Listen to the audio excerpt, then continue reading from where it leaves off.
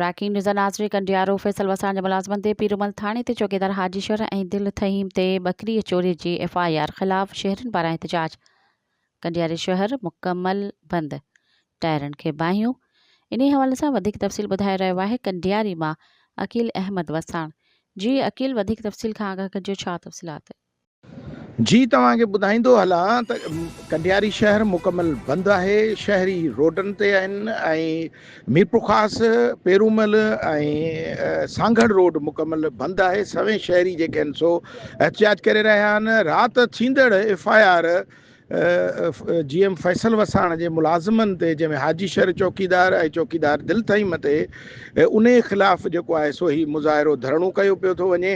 ऐं इहो बि तव्हांखे ॿुधाईंदो हलां त सवनि जी तइदाद में हींअर बाबे ख़ान बहादुर ग़ुलाम मोहम्मद वसाण चौक ते हींअर शहरी गॾु आहिनि। शहरी मुख़्तलिफ़ मकतब फ़िक्र सां तालुक़ु रखंदड़ शहरी जेके उहे टायरनि खे बाहियूं ॾेई रोड ते बीठल आहिनि। मीरपुर ख़ासि रोड बिलाका, सांगड़ ऐं पेरूमल रोड मुकमल बंदि पियो आहे। गुज़िरियल कलाक खां का बि इंतिज़ामिया अञा ताईं न आहे पहुती।